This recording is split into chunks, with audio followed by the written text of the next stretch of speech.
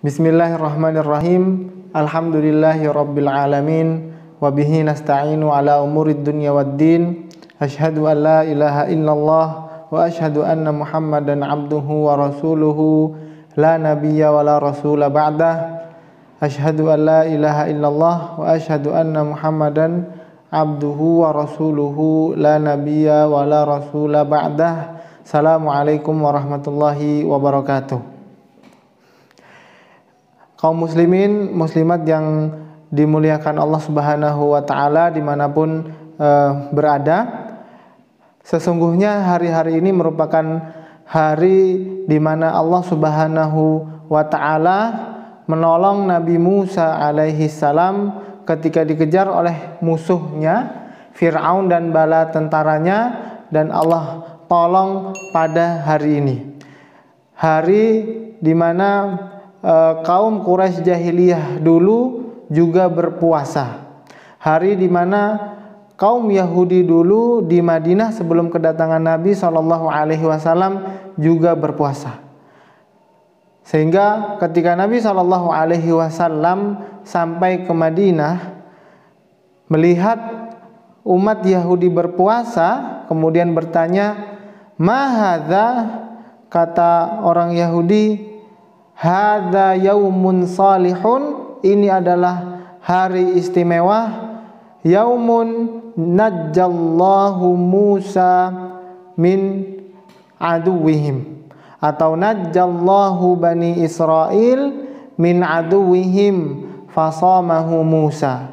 Hari di mana Allah tolong Bani Israel dari kejalan Fir'aun dan tentaranya, maka Nabi Musa alaihissalam berpuasa pada hari itu syukran lillah, sebagai bentuk rasa syukur kepada Allah Subhanahu wa ta'ala.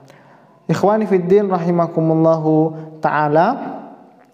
Maka Nabi SAW yang diriwayatkan dalam Sahih Bukhari dari sahabat mulia Aisyah radhiyallahu anha menceritakan bahwasanya Nabi berpuasa pada hari Asyura, hari ke-10 bulan Muharram.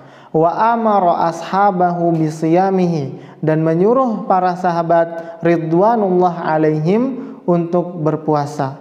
Falamma farada alaihim siyamu Ramadan, dan ketika turun ayat yang mewajibkan puasa Ramadan, ya ayyuhalladzina amanu kutiba alaikumusiyam kama kutiba alal ladzina min qablikum, maka saum Asyura menjadi sunnah.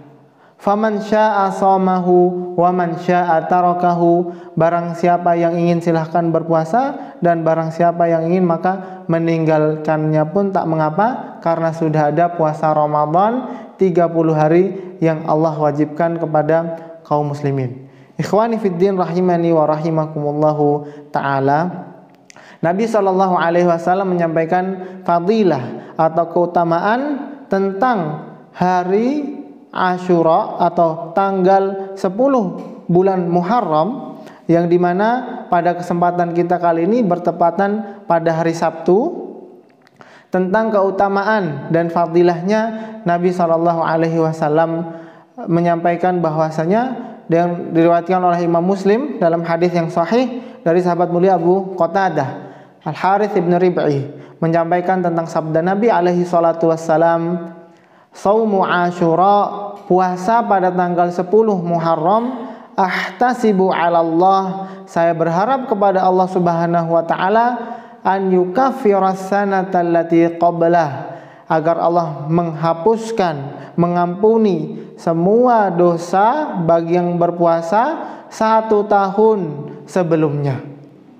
Ikhwan fiddin rahimani wa rahimakumullah.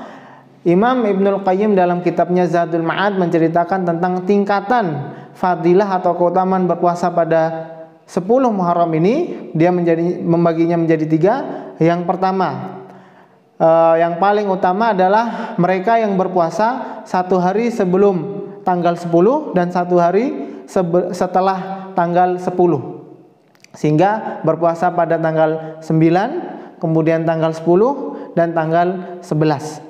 Yang bertepatan pada kesempatan kali ini hari Jumat, hari Sabtu dan hari Ahad.